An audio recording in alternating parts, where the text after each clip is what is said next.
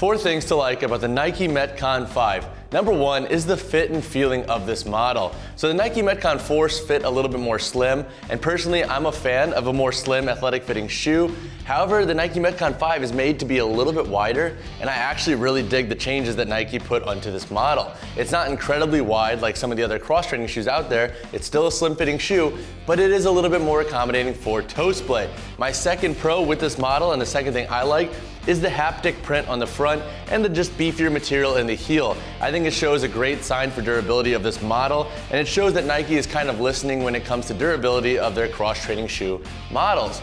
My third pro with this model is the dual density midsole and just kind of the reinforced heel. The heel is very firm, as you can hear and really feel when you put this model on. So it's a very stable shoe. I think this is probably one of the more stable options on the market right now, if not the most, because they reinforce the heel with a bigger TPU slip here, and there's a dual density midsole, which means the midsole on the inside has firmer material in the heel compared to the forefoot, and Nike says it's about 10% difference in just the overall feeling of the foam itself. The fourth thing I like about this model is the reinforced tongue. So this is like a subtle detail that I don't think you really realize until you put this model on and just wear it for a few workouts. But the thinner tongue in the Nike Metcon 4 and the Nike ROM 3s was not the most durable and was a little bit prone to ripping when you pulled it very tightly or if you just kind of pulled it up one side over the other. So I think that the reinforced tongue is a good move, and it shows that Nike is really listening to the consumer of the Metcon model. 2 cons I could see folks having with the Nike Metcon 5 is number 1, just the overall comfort on a day-to-day basis. Look, I love the stability of this shoe and I love how it performs in the gym, but when you get stability in a cross-training shoe, you gotta remember something's gonna have to cut, and that's usually just the overall comfort of the shoe. So when you get a stable shoe, you're gonna lose some of that everyday comfort. My second con with this model is the lateral and medial rubber outsole wrap. Look, I get it, and I think it performs great for rope climbs, durability, and stability, but it's kind of clunky looking and it's not the most aesthetically pleasing. Like, that does not look the most aesthetically pleasing compared to previous Metcon models, and that's a small gripe to have, but it is something that I kind of noticed with the shoes. Some of the colorways, this looks great. However, some of them just do not look great at all in my opinion. So those are my 2 cons. There's small little details, and they're gonna be they're gonna come down to the context and what you're using the Metcon 5 for, but those are what I have with this model. The price for the Nike Metcon 5 comes to $130. Now, if you're used to paying that for your more big brand cross-training shoes, that should come as to no surprise. Obviously, that's more expensive than some of your more budget cross-training shoes out there, but if you're not worried about paying for the latest and greatest, then $130 is pretty standard for a brand new cross-trainer. As with every cross-trainer, I broke the performance of this shoe into 3 different sections.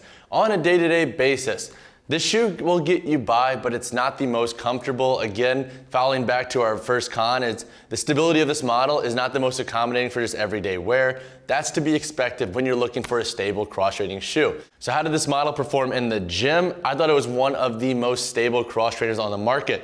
The outsole is super flat and super accommodating for toe splay, while the heel is very flat and stable under heavier lifts. In terms of your overall, like, let's just say, explosive movement workout, plyometric workout, and maybe your shorter runs, this shoe is pretty standard to what you can expect from a Nike Metcon model. It gets the job done. Is it the most comfortable in the market? Obviously not, because you have a more stable TPU-based heel, and the forefoot is a little bit more firm than other models. However, I do like that Nike put in their dual density midsole. It does help with that forefoot a little bit when it comes to just really driving through those toes over repetitive bouts, so if you're doing multiple jumps at a time and so forth. And so while we're on the topic of functional fitness workouts, I get a lot of questions about rope climbs and the cross-training shoes we review.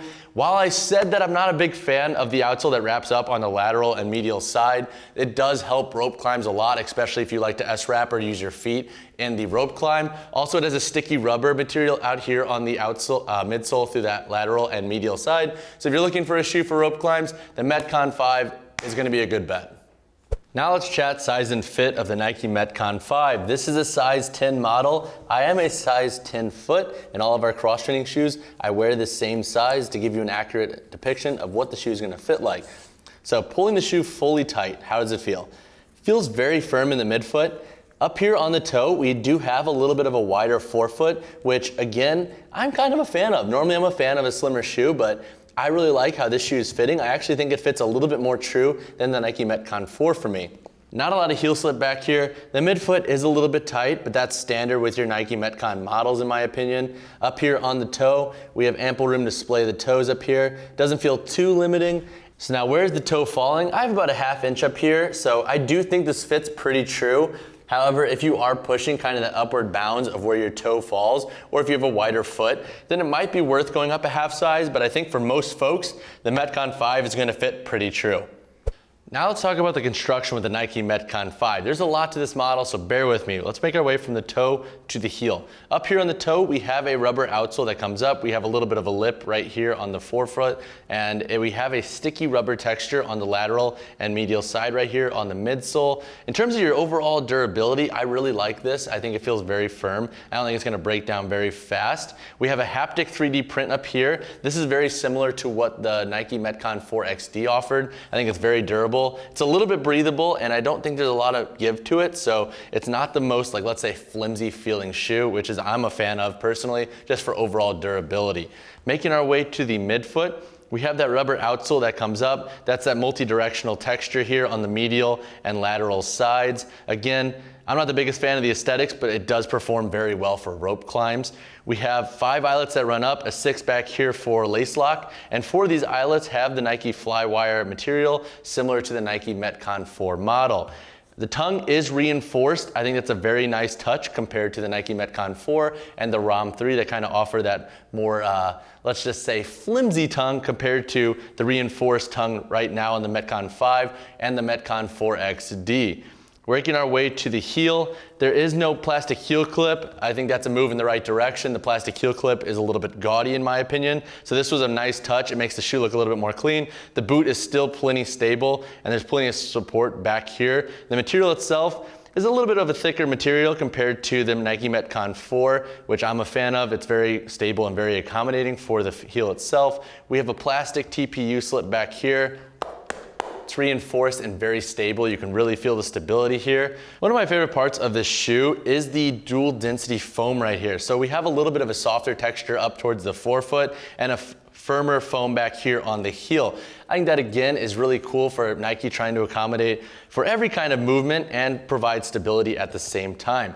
We have a plastic heel slip back here that goes into the model if you want to lift the shoe. This will put the heel to toe offset to 12 millimeters compared to the 4 millimeters that is normally in the Metcon 5. So this heel slip is an 8 millimeter heel lift. And Nike has said that this heel slip is supposed to work in all of the previous Metcon models. Now, have I tried it in every single model? No, but it fits fine in the Metcon 5, so I would imagine it would work just as well in the 3, 4, and 2 if you have those shoes and you still like to wear them.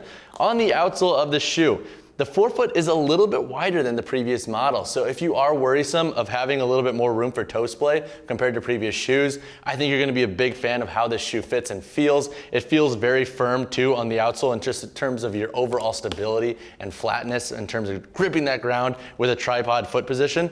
The outsole material itself is multi-directional, so it has all these lines here going in different directions. I think it's a cool feature for trying to support your lateral, forward, and backwards movements. And I think Nike is really trying to push the envelope in terms of giving you support and performance from every angle with this shoe.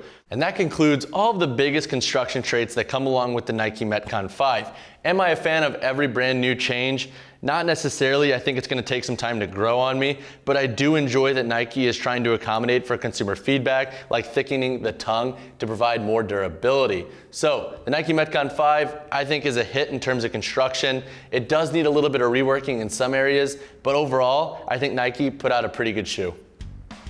And that wraps up my review of the Nike Metcon 5. All in all, I'm a fan of this model. I think the tongue and just the haptic print up front shows that Nike is listening to their consumers and they're trying to make a more durable model. And also the dual density midsole was a nice touch for providing stability and trying to accommodate for that more comfortable wear. So if you want to read my full thoughts on this shoe and all the construction that goes into this model, Google BarBend and Nike Metcon 5.